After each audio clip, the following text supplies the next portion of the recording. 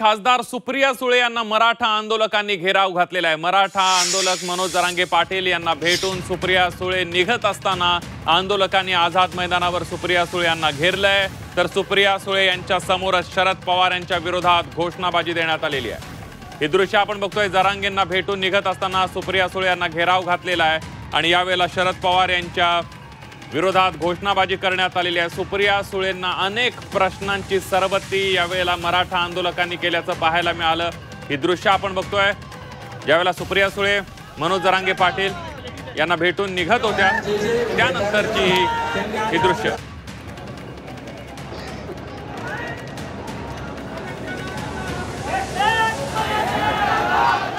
दृश्य आपण बघतोय, काही वेळापूर्वी सुप्रिया सुळे यांनी मनोज जरांगे पाटील यांची भेट घेतली आणि भेट घेऊन जात असतानाची ही दुसरी दृश्य आपण बघतोय। पहिल्यांदा मनोज जरांगे पाटलांची भेट घेतली, मराठा आरक्षणासंदर्भात सुप्रिया सुळे यांनी मनोज जरांगे पाटील यांच्याशी चर्चा केली आणि त्यानंतर मनोज जरांगे पाटील यांची भेट घेऊन सुप्रिया सुळे निघत असताना मराठा आंदोलकांनी सुप्रिया सुळेंना घेराव घातल्याची दृश्य आपण बघतोय। ही दोन दृश्य आपण बघतोय, ज्यावेळेला जरांगे पाटलांबरोबर चर्चा करताना सुप्रिया सुळे दिसतायत, तर दुसरीकडे मराठा आंदोलकांनी सुप्रिया सुळेंना घेराव घातल्याचं आपल्याला दिसून येतंय। आणि एकंदरीतच या सगळ्यामध्ये आपण जर बघितलं तर अनेक प्रश्न या सगळ्या मराठा आंदोलकांनी सुप्रिया सुळेंना विचारले। त्याचबरोबर शरद पवारांच्या विरोधात घोषणा सुद्धा यावेळेला आंदोलकांनी दिल्याचं पाहायला मिळालंय। ही दोन दृश्य आपण बघतोय आणि याविषयी अधिक माहिती घेण्यासाठी जाऊया थेट आझाद मैदानमध्ये। आपल्या प्रतिनिधी सीमा आढे आपल्या सोबत आहेत। सीमा, आपण बघतोय की जरांगे पाटलांची भेट घेतली, सुप्रिया सुळेंनी चर्चा केली आणि त्यानंतर तिथून निघत असताना मोठ्या प्रमाणावर आंदोलकांनी घेराव घातल्याचं पाहायला मिळालं, अनेक प्रश्नांची सरबत्ती केली, घोषणाबाजी केली। नक्कीच या दृश्यांच्या माध्यमातून आपण पाहू शकतो जेव्हा बाहेर तेव्हा मोठ्या संख्येनं मराठा आंदोलकांनी यांना घेराव घातल्याचं आपल्याला पाहायला मिळालं। सुरुवातीला अगदी कोणतंही अशा प्रकारचं वातावरण नव्हतं। जेव्हा सुप्रिया सुळे आतमध्ये आल्या तेव्हा कोणीही कशाही प्रकारची घोषणाबाजी जी आहे ती केलेली नव्हती, त्यामुळे संपूर्ण वातावरण या ठिकाणी शांतमय होतं। मात्र भेट घेतल्यानंतर, माध्यमांशी बोलल्यानंतर टेंट मधून बाहेर पडत असताना अचानक मोठ्या संख्येनं मराठा आंदोलक हे एकवटले। सीमा, मी तुम्हाला थोडंसं थांबवतोय कारण राष्ट्रवादी शरदचंद्र पवार पक्षाचे प्रवक्ते महेश तपासे आपल्या सोबत आहेत। महेशजी, आपण बघतोय सुप्रियाताईंनी आज भेट घेतली जरांगे पाटलांची आणि तिथून निघत असताना आंदोलकांनी घेराव घातला, अनेक प्रश्न विचारले सुप्रिया सुळेंना। जरांगे पाटील साहेबांची तब्येत खालवली अशी बातम्या होत्या। सुप्रियाताई अतिशय सेन्सिटिव्ह नेते आहेत आणि हा विषय राज्याच्या दृष्टिकोनातून अतिशय महत्वाचा विषय, त्याच्यामुळे 2014 मध्ये 16% आरक्षण आमच्या सरकारने दिलं। नंतर त्या काळामध्ये आंदोलनाच्या बाबतीमध्ये, आरक्षणाच्या बाबतीमध्ये फक्त खेळ खंडोबा झाला, आरक्षण वास्तविक सरकार देऊ शकलं नाही। याला जबाबदार कोण हा प्रश्न आहे।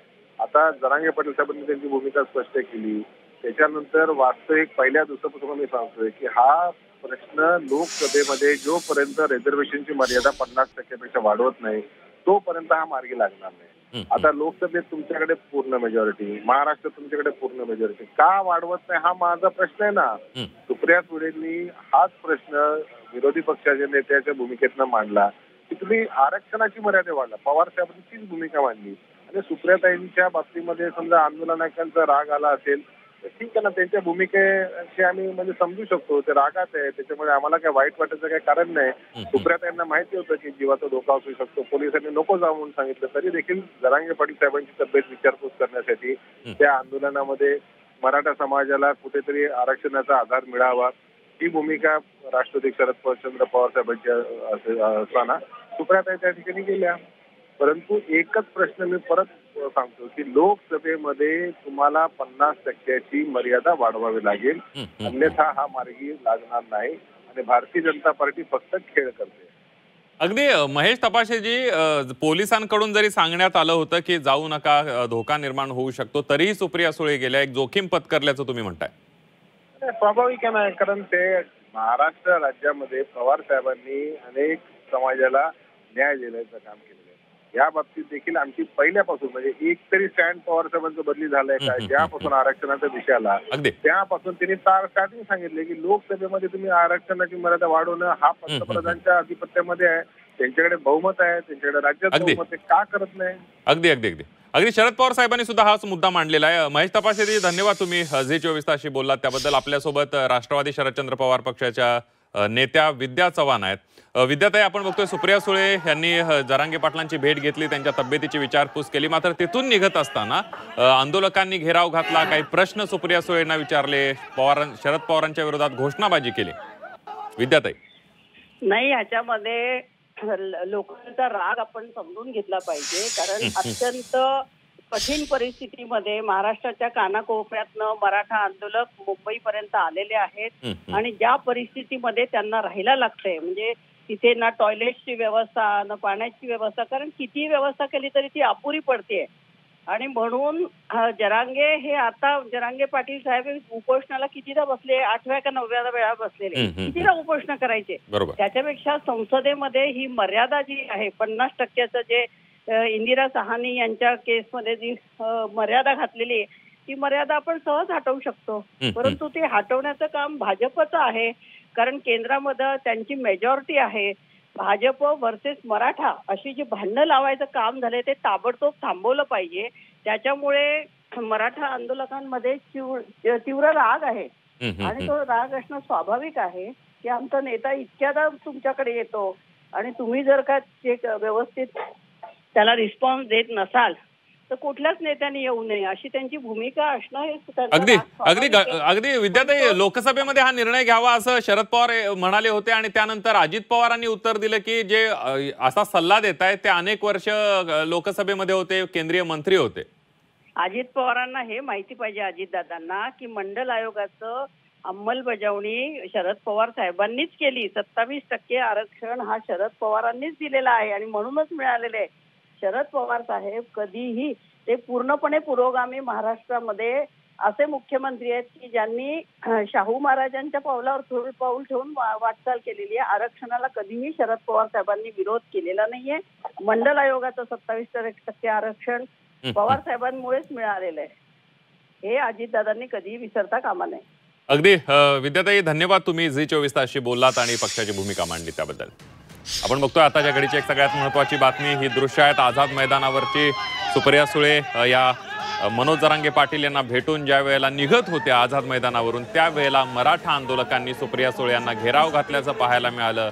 घोषणाबाजी केली शरद पवारांच्या विरोधामध्ये, आरक्षणाच्या समर्थनार्थ जरांगे पाटलांच्या समर्थनार्थ घोषणाबाजी केली. आणि यावेळेला आपण राष्ट्रवादी शरदचंद्र पवार पक्षाच्या काही प्रवक्त्यांशी बोललो तर त्यांचं असं म्हणणं आहे की एकंदरीतच आंदोलकांमध्ये राग आहे अनेक वर्षांपासून. अधिक माहिती आणि याविषयीच बोलण्यासाठी आपण जाऊयात. भाजपचे आमदार आणि नेते प्रसाद लाड आपल्या सोबत आहेत. प्रसादजी, आपण बघतोय सुप्रियाताईंनी भेट घेतली, जरांगे पाटलांची तब्येतीची विचारपूस केली, मात्र एक संताप लोकांमध्ये पाहायला मिळाला. त्यांनी सुप्रियाताईंना घेराव घातला, शरद पवारांच्या विरोधात घोषणाबाजी केली. मराठा समाज हा खरा तर जागृत समाज आहे. त्यांनाही माहिती आहे की कोणी कोणासाठी मदत केली आणि कोणी या सर्व आरक्षणाचं राजकारण केलं. आम्ही सातत्याने जे म्हणत होतो मनोज दादाला देखील की शरद पवारांना कधीतरी तुम्ही प्रश्न विचारला पाहिजे की तुमच्या कारकिर्दीत, तुमच्या काँग्रेसच्या कारकिर्दीत तुम्ही मराठा समाजासाठी काय केलं. आज सुप्रिया सुळेंनी खरा तर हा स्टंट करायचा प्रयत्न केला आणि तो स्टंट मराठा समाजाने उधळून लावला.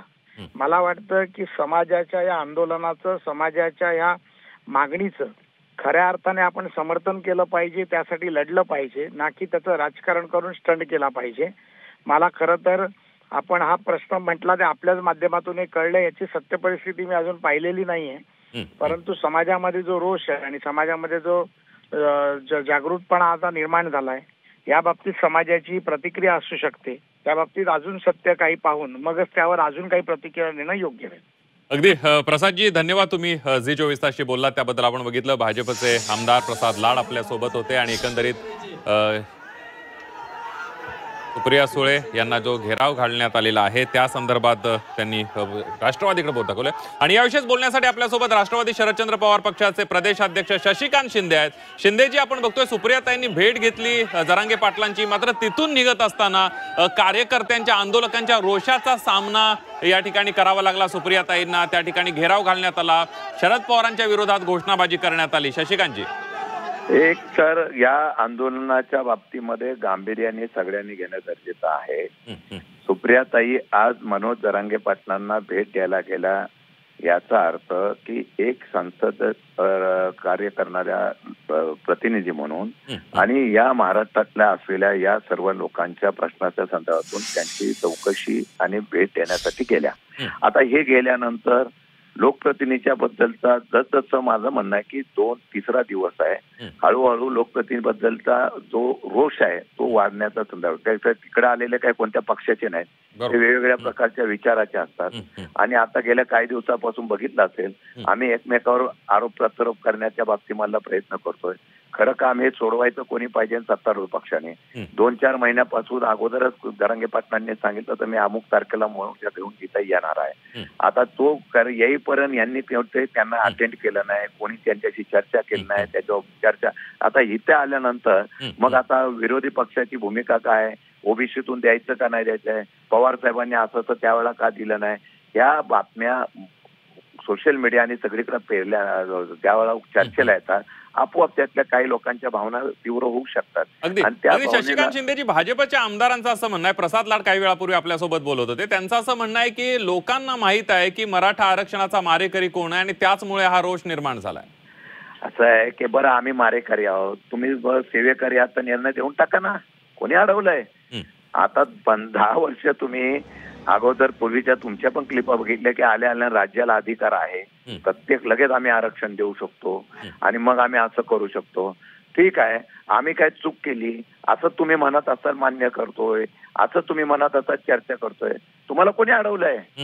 अहो तुम्ही गेल्या काही दिवसापासून वर्षापासून हा वाद जाणीवपूर्वक पेटवताय. मराठा आणि ओबीसी वाद तुम्ही जाणीवपूर्वक पेटवला, निवडणुकीच्या वेळेला त्याचा राजकीय फायदा घेऊन घेतला. आता निवडणूक संपल्या, आता तुम्हाला सगळ्यांची गरज संपली. आता परत मग मला म्हणणं आहे, तुम्ही म्हणताय ना की देवेंद्र फडणवीस साहेबांनी आणि आमच्या सरकारने चांगले निर्णय घेतले, मग जरांगे पाटलांना आंदोलन का करावं लागलं? नवी मुंबईला मी स्वतः होतो, त्यावेळेला त्यांनी आंदोलनामध्ये आश्वासन दिलं होतं, नाही आम्ही हे करून देतो, त्यांनी माघार घेतली होती. त्यानंतर आता किती वेळ गेला, तेवढ्या कालावधीमध्ये त्यांच्या आंदोलनाची एकही तुम्ही दखल न घेता पूर्तता केली नाही, हा त्यांचा आरोप आहे. मग परत चौकशी समिती नवीन, परत मागचे पाडे 12 अशा प्रकारचा निर्णय घेता. आणि पवार साहेबांनी परवा सांगितलं घटनेमधून तुम्हाला बदल केल्याशिवाय टिकणार आहे का? मग आता काल सांगितल्यानंतर सरकारने त्याच्यावर काहीतरी प्रतिक्रिया द्यायला पाहिजे ना. तुम्ही का देत नाही? तुम्ही एक तर ठरवा, ओबीसी मधून देत नसाल ना, नाही म्हणून तरी सांगा त्या लोकांना. हे म्हणतात आम्ही ओबीसी मधून घेणार म्हणून मराठे म्हणताय, मग त्यांना न देता येणार असेल तर दुसरं कशातून देऊ शकतो ते सांगा ना. आम्ही काय काय योजना केल्या, ते सारपी वगैरे ह्याच्या त्याच्या सगळं सांगितलं जातं. अण्णासाहेब पाटील विकास महामंडळाच्या मधून योजना दिल्या, त्या योजना दिल्या, एसीबीसीच्या योजना दिल्या, त्याचे हप्ते दिले जात नाहीत. आणि त्याबरोबरच तुम्ही किती मंडळ स्थापन केली, इतकी मंडळ स्थापन केली. एकंदरीत सत्ताधाऱ्यांच्याकडेच शशिकांत शिंदेजी तुमचं बोट आहे, सत्ताधाऱ्यांनी लवकर निर्णय घ्यावा, विरोधकांच्याकडे बोट दाखवण्यापेक्षा सत्ताधाऱ्यांनी तातडीनं निर्णय घ्यावा अशीच तुमची भूमिका आहे. धन्यवाद, तुम्ही झी24 तासशी बोललात त्याबद्दल. आपल्यासोबत ओबीसी नेते नवनाथ वाघमारे आपल्यासोबत आहेत. नवनाथ वाघमारेजी, आपण बघतोय सुप्रियाताईंना आता घेराव घालण्यात आलेला आहे. सुप्रिया सुळे जरांगे पाटलांना भेटल्या, तुम्ही सुद्धा आंदोलक आहात, ओबीसी बचाव आंदोलनातून तुम्ही राज्यभर पोहोचलेला आहात. आंदोलकांची एकंदरीत एक आक्रमक भूमिका असते आणि सुप्रिया सुळे या रोषाला सामोरे जावं लागलं त्यांना, कसं बघता याच्याकडे? खरं तर गेल्या अनेक वर्षापासून शरद पवार साहेबांकडे राज्यातील सत्ता होती आणि केंद्रात सुद्धा ते सत्तेचे सहभागी असताना त्यांनी कधी मराठा समाजाला त्यावेळेस न्याय देण्याचा विचार केला नाही. परंतु त्यांची सत्ता गेल्याच्या नंतर राज्य अस्थिर करण्यासाठी जरांगेला त्यांनीच समोर केलेलं आहे. परंतु जे खाली समर्थक आहेत त्यांना सुप्रियाताईवर त्यांनी शरद पवारांचा रोष सुप्रियाताईवर काढला. ते समर्थकांना माहित नसतं, समर्थक जे सत्य आहे ते त्यांनी समोर आणण्याचं काम केलं. आणि जरांगे खरं तर शरद पवारांचे आहेत. आता जरांगे कुठेतरी सांगतील काही वेळ आणि की बाबा सुप्रियाताईंना अडवण्याचं काम नाही, कारण की ते शरद पवार त्यांचे मालक आहेत. शरद पवारांनी जी वेटीस धरलेलं आंदोलन आहे, परंतु स्वतःच कधी कधी अस्त्र स्वतःवरच बुमरेंग, म्हणजे आपण स्वतःच्या काहीतरी फुटाणा करताना स्वतःवर सुद्धा अंगलट येण्याचं काम असं हा प्रकार शरद पवारांनी आंदोलन पेटवलं. शरद पवारांनी सुरुवात केली. आज सुप्रियाताई तिथे गेल्याच्या नंतर घेराव घालून आता ते सामान्य ग्रामीण भागातील गोरगरीब मराठ्यांच्या भावना असतील, परंतु ही भावना सुप्रियाताईंना अडवण्याची भावना जरांगेची नाही. कारण की जरांगे असं आडवा करू शकत नाही, कारण की जरांगेला सपोर्ट करणारे, जरांगेला रसद देणारे जे शरद पवारांच्या आदेशाने रोहित पवार आहेत, राजेश टोपे आहेत. खरं तर राजेश टोपे मी सकाळी का काल बघितलंय, कानात बोलून गेलेत काहीतरी त्यांनी, आणि एखाद्या वेळेस हा प्लॅन बी असू शकतो, सुप्रियाताईंना आम्ही पाठवतो, तुम्ही घेराव घाला, म्हणजे तुमची दिशा उलटी सुलटी दाखवण्याचा हा सगळा प्रकार आहे. त्यामुळे याच्यामध्ये राजकारण सुद्धा असू शकतं. हे म्हणजे नवनाथ वाघमारेजी हा जाणीवपूर्वक ड्रामा केला असं तुमचा आरोप आहे? नक्की ड्रामा सुद्धा असू शकतो. राजेश टोपे काल का आज रात्री संध्याकाळी का आज सकाळी मी व्हिडिओ बघितला, कानात बोलून गेले जरांगे पाटलाच्या, आणि त्यातूनच हा प्लॅन करून गेले. जरांगे पाटलांनी काहीतरी काही समर्थकाला असंही सांगितलं असं सुप्रियाताई आले की तुम्ही ड्रामा करण्यासाठी फक्त घेराव घाला आणि मग हे सरकारला अगदी नवनाथ वाघमारेजी तुमचा मुद्दा लक्षात आला. एकंदरीत आपण बघितलं नवनाथ वाघमारे यांनी शरद पवार आणि सुप्रिया सुळेच या आंदोलनाच्या मागे असल्याचा आरोप केलेला. आपल्यासोबत ओबीसी नेते लक्ष्मण हाके सुद्धा आहेत. लक्ष्मण हाकेजी, तुम्ही बघितलं आझाद मैदानावर काय झालं, काय तुमची प्रतिक्रिया यावर? खरं तर सुप्रियाताई सुळे यांना ज्या काही परिस्थितीला सामोरं जावं लागतंय, मुळात हे यांचंच पाप आहे. पवार फॅमिलीने बेकायदा मागण्या करणाऱ्या जरांगेंचं आंदोलन मोठं केलं, त्यांना रसद पुरवली. शरदचंद्रजी पवारांनी संपलेलं आंदोलन परत सुरू करायला लावलं. तिथं रोहित पवारांची आयटी सेल 24 तास त्या जरांगेचं आंदोलन मोठं करण्यासाठी झटते. त्यामुळं पवार फॅमिलीच्या बाबतीमध्ये जे घडतंय त्याच्यामध्ये मला वाटतंय सुनियोजित हा प्रोग्राम आहे, हा कट आहे. रात्री 11:05 राजेश टोपे त्यांच्या कानामध्ये गोधडीमध्ये तोंड घालून त्यांच्या बोलले, 40 मिनिटं बोलले. मला वाटतंय हा सुनियोजित प्लॅन आहे, सहानुभूती मिळवायचा प्लॅन आहे, मुंबईमधल्या निवडणुका जिंकण्याचा प्लॅन आहे. याच्या मागे भरपूर गोष्टी आहेत. त्यामुळे सुप्रियाताई सुळे, अहो तुम्ही जे पेरलं ते उगवलंय, याच्यात वेगळं असायचं काय कारण आहे?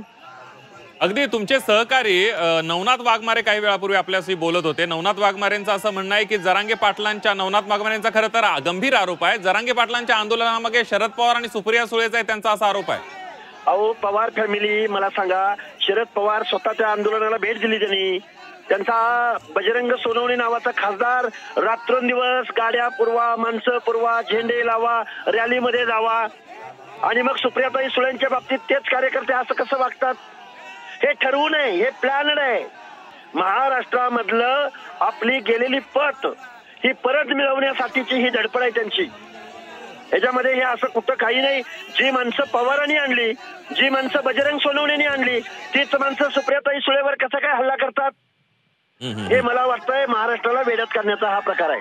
अगदी हो लक्ष्मण हाकेजी, धन्यवाद. तुम्ही झी24 तासशी बोललात, तुमची प्रतिक्रिया दिली, तुमची भूमिका मांडली, त्याबद्दल आपण बघितलं की सुप्रिया सुळेंना आझाद मैदानावर जे मराठा आंदोलकांनी घेराव घातलेला आहे, ओबीसी नेत्यांनी मात्र हा सगळा ड्रामा आहे, जाणीवपूर्वक अशा प्रकारचा ड्रामा करण्यात आलेला आहे. जरांगे पाटलांच्या आंदोलनामागे शरद पवार आणि सुप्रिया सुळेच असल्याचा गंभीर आरोप सुद्धा नवनाथ वाघमारे आणि लक्ष्मण हाकेंनी केलेला आहे. आणि त्यामुळे आता सुप्रिया सुळे आझाद मैदानात गेल्या, त्यानंतर त्यांना बाहेर पडताना घेराव घालण्यात आला आणि त्यानंतर आता राज्याचं राजकारण तापल्याचं पाहायला मिळतं.